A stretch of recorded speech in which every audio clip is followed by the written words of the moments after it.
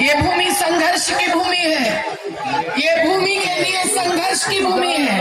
और बंगाल की क्रांतिकारी भूमि में जैसे खिलाफत का आंदोलन हुआ था, इसी मेदिनीपुर के पास आज उसकी स्थली है। तो आज नंदीग्राम इस खिलाफत का प्रतीक होना चाहिए, इस खिलाफत की क्रांति का अगुवा होना चाहिए, और होगा ये हमारे संयुक्त किसान मोर्चा का विश्वास है।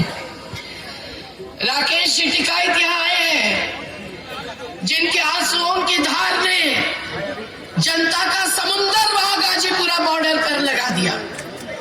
यहाँ राजेवाल जी और गुरनाम सिंह चढ़ूनी जी आए हैं, जिन्होंने पिछले 110 दिन से वहीं डेरा डालकर किसान मजदूरों को संबल दिया है।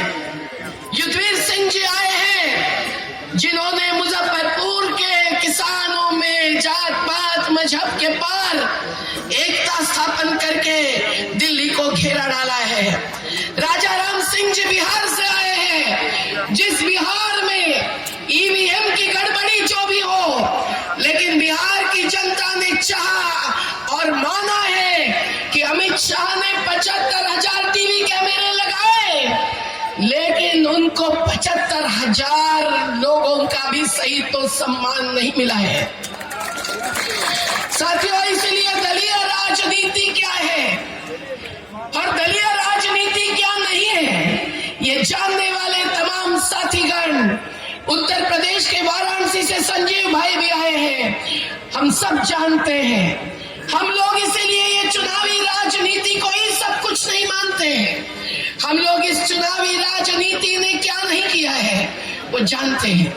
पर नंदीग्राम के आपका संघर्ष रात को ऐसे ही आज मोबाइल के दिए हैं, उस समय हमारी बहनों के हाथ में छोटी छोटी पंक्तियां होती थी, और रात को 12 बजे हजारों की तादाद में इस मैदान में या उधर गोकुल नगर में या उधर सोनाचुरा में किस प्रकार की भीड़ इकट्ठी होती थी।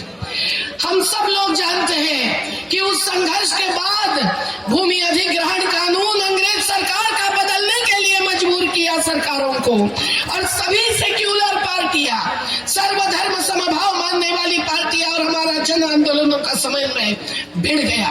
पर आज फिर मोदी सरकार ने उस कानून को नहीं चाहा है। वो मानते हैं कि जमीन हस्तगत करना उनका अधिकार है। अरे यहाँ एक एक गांव में देखी हुई छोटी छोटी खेती बाड़ी, उस पर बनने वाली पकने वाली सब्जी, और उस सब्जी को लेकर जाने वाली हमारी छोटी छोटी महिलाएं, बच्चियां, हम सब लोग किस प्रकार से लड़े। 119 गांव एक इंडोनेशियाई कंपनियों को भगाकर आपने बचाए हैं। आपको हाथ जोड़ के ऐलान है कि किसी भी भ्रामक प्रचार में मत आइए। वो तो एक कंपनी थी, आज देश में हजारों कंपनियां लाकर सभी किसान की भूमि छीनकर ये अंडानी अंबानी जैसे, अडानी नहीं है अदानी है, वो बहुत ही बुद्धिमान है। उनको पता है कि बाजार कैसे चलता है, और बाजारी पद्धति से जल जंगल जमीन कैसे छीनी जाती है। हमारे आदिवासियों की बात अलग है, नंदीग्राम ने अपनी भूमि छीनने नहीं दी थी। तो आज अगर इन जमींदारों के नुमाइंदों को आप अगर सत्ता की कुर्सी सौंपेंगे, तो आपके जमीन का टुकड़ा टुकड़ा ये छीने बिना नहीं रहेंगे। आपको इसीलिए ऐलान करने आए हैं, ये जो 3 कानून है वो केवल काले नहीं है, वो गोरे सरकार की याद दिलाने वाले कानून हैं। और इन तीनों कानूनों से क्या नहीं खत्म होगा।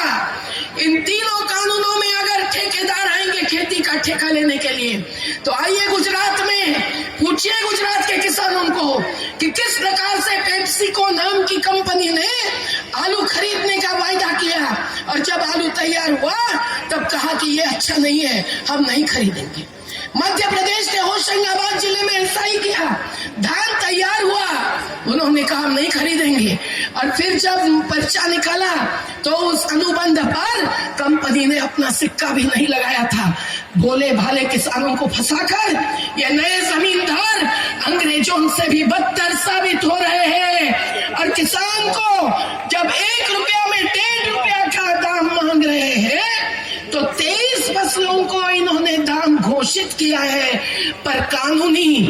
युद्धवीर भाई ने बताया वैसे कानूनी कवच नहीं दिया है तो नहीं मिलेगा दाम, धान को नहीं मिलेगा, सब्जी फल को तो है ही नहीं दाम घोषित। हमारी मांग है हर फसल को दाम चाहिए, दूध को भी चाहिए और मांस को भी चाहिए, और वो सही दाम नहीं देने वाले सरकारी हो कि कोई भी हो उनको जेल और जुर्माना होना चाहिए। ये कानून का मसौदा 300 किसान संगठनों की तरफ से 2 साल पहले से लोकसभा राज्यसभा में पड़ा है। हर किसान को कर्ज मुक्ति चाहिए।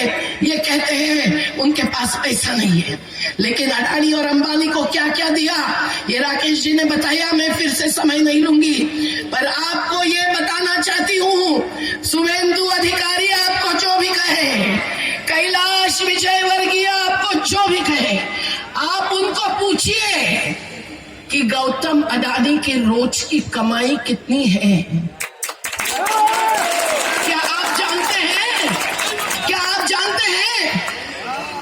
उनकी रोज की कमाई 384 करोड़ रुपए है और मुकेश अंबानी की रोज की कमाई 1045 करोड़ रुपए है और मुनाफा खेती से कमाना चाह रहे हैं। अब आंदोलन जब चोटी पर पहुंचा है, 270 लोगों की शहादत हुई है, जैसी आजादी आंदोलन में भी पंजाब की शहादत सबसे आगे थी, आज भी पंजाब और हरियाणा की शहादत आगे है, पर बंगाल के किसानों ने, मजदूरों ने, योद्धाओं ने भी शहादत दी है उस आजादी आंदोलन में। तो दोनों आजादी आंदोलनों को जोड़कर साथियों आज हमें शपथ लेनी पड़ेगी, संकल्प लेना पड़ेगा कि हम जमीन और जमीर बेचने वालों को सत्ता नहीं लेने देंगे, नहीं तो ये बंगाल की भूमि खाद्यान्न नहीं पकेगा अगर ठेकेदारों ने खेती ले ली तो। राशन व्यवस्था नहीं चलेगी जब अदानी और अंबानी के गोडाउन भरेंगे और सरकारी गोडाउन खाली रहेंगे। आपको बड़े बड़े लालच रहते जाएंगे, लेकिन आपके बंगाल की जो कृषक बंधु योजना है, मैंने उसका अभ्यास किया, वो इनके किसान क्रेडिट योजना से बहुत अच्छी है। आपके बंगाल में 12% धान खरीदी किया जाता है, पर मोदी जी ने नियुक्त की हुई कमेटी का रिपोर्ट है कि पूरे देश में केवल 6% धान न्यूनतम मूल्य पर किया जाता है। और न्यूनतम मूल्य मतलब कितना कम, कितना कम, 1 रुपया में 1.5 रुपया। आपको मैं उदाहरण देती हूँ, ये बोतल वाटर का सब जगह, ये बोतल वाटर भी आप ले लेंगे तो इनको, ये कंपनियों को भी कितना मुनाफा मिलता है। ये 55 पैसे लीटर से पानी लेते हैं और 20 रुपए लीटर से बेचते हैं। इनके लिए पैसा है सरकार के पास मुफ्त में पानी देने के लिए। वो किसानों का पानी है, वो भूजल है, वो नदी का पानी है, वो पहाड़ का पानी है, वो छीन रहे हैं। कल अगर जमीन छीन लेंगे तो राशन भी निकल जाएगा। आज भी इस देश में रोज 3000 बच्चों का मृत्यु होता है कुपोषण से। कोरोना के नाम पर ये 3 कानून थोपे गए, राज्य सरकारों के अधिकारों को कुचला गया और रेल बेचे, पोर्ट बेचे, एयरपोर्ट बेचे, सब कुछ बेचना। यहाँ BSNL के हमारे श्रमिक आए हैं, पूछिए 44 श्रमिकों ने आत्महत्या की है। ये आत्महत्या नहीं है, किसान भी हर घंटे में 3 आत्महत्या कर रहे हैं। ये आत्महत्या नहीं है, ये हत्या है। ऐसे हत्यारों को हम नहीं कहेंगे फांसी की सजा दो, हम हिंसा के पक्ष में नहीं है, लेकिन आजीवन कारावास दो, राजनीति से संन्यास दे दो, यही हमारा ऐलान है। एक ही बात और कहनी है, नंदीग्राम का संघर्ष जाति पाति पंथ धर्म और स्त्री पुरुष नर नारी के भेद के पार था। किसी ने मुझे कभी कहा नहीं कि बहन जी मैं हिंदू हूँ, मैं मुसलमान हूँ। इस मैदान में, उस बस स्टैंड पर, उस सोनाचूड़ा में, जहां भी हम इकट्ठे होते थे, बहनें और भाई मिलकर इकट्ठे होते हैं। लेकिन इन्होंने जो कोरोना के काल में भी उत्तर प्रदेश में महिलाओं पर अत्याचार बलात्कार बढ़ रहे हैं, हाथरस में जाकर मैंने देखा कैसा जातिवाद ये फैला रहे हैं, कैसा धर्म भेद ये फैला रहे हैं। अयोध्या में भी राम और रहीम एक रहते थे, हर कोई फूलों के झंडे की माल आती थी मुस्लिम कारीगरों से, घर से, खेत से, और राम नाम के गमछे वहां मुस्लिम कारीगर बुनते हैं। तो खेतीहर और कारीगर एक होते हैं, हिंदू मुस्लिम एक थे, पर इन्होंने आग लगाने का काम किया। आज अगर नंदीग्राम में शुभेंदु अधिकारी जी, आप अगर धर्म के नाम पर यहाँ के हिंदू मुसलमानों को भिड़ा देंगे तो इस भूमि में जहर घोलने का आपका काम नंदीग्राम की जनता ना मंजूर करेगी, ना मंजूर करेगी, ना मंजूर करेगी। मैं एक ऐलान आपके पास पहुंचने वाली हूँ, एक 2 लाइन गीतों की। ईश्वर अल्लाह तेरे जहां में नफरत क्यों है, जंग है क्यों, तेरा दिल तो इतना बड़ा है, इंसा का दिल तंग है क्यों। ईश्वर अल्लाह, नंदीग्राम के लोगों ने ये समझना चाहिए कि ये धर्म का नाम क्यों ले रहे हैं, ये हिसाब क्यों लगा रहे हैं कि हमारे बच्चों को भी ये धर्म के नाम पर लड़ाएंगे। दिल्ली के आंदोलन में इन्होंने हिंदू विरुद्ध सिख ये करने की कोशिश की थी 26 जनवरी के उस हिंसक कार्रवाई के द्वारा, जो उनकी कार्रवाई थी। हम तो अहिंसक थे, झूठे आरोप हम पर लगाए हैं, डकैती के, हिंसा की साजिश के। क्या हम लोग सब हत्यारे हैं?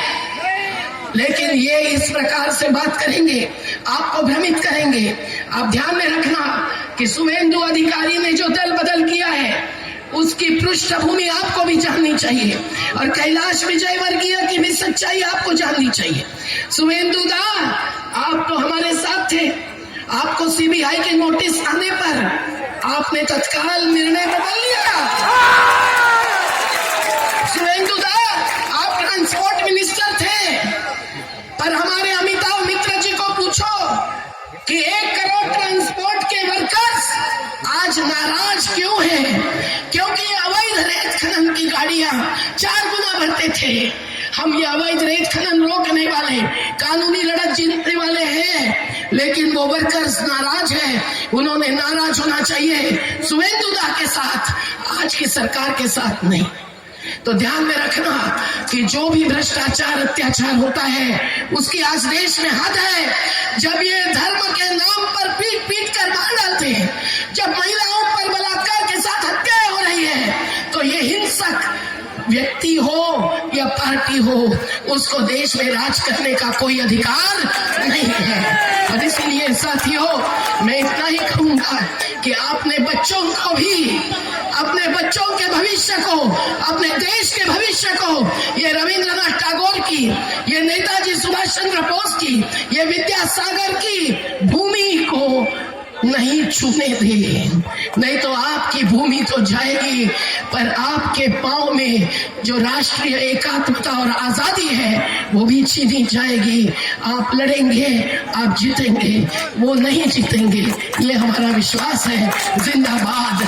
मैं आपके बच्चों के लिए एक ही आप ध्यान में रखना कि आपको बच्चों को कैसे बड़े करना है, तो वो भी 1-2 लाइन गीतों की सोचना।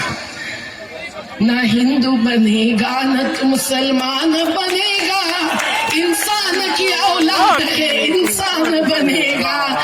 ये बच्चों को भी समझाना है, युवाओं को हाथ जोड़ के ऐलान है कि मोदी यानी कॉर्पोरेट, मोदी यानी कंपनी, पर ईस्ट इंडिया कंपनी का राज भगाने में बंगाल की अगुवाई थी, बंगाल की ताकत थी। आज सभी कॉर्पोरेट्स को भगाने में आपकी ताकत लड़ेगी, जीतेगी। तो एक नारा देंगे, लड़ेंगे, जीतेंगे, जीतेंगे कि हारेंगे? जीतेंगे।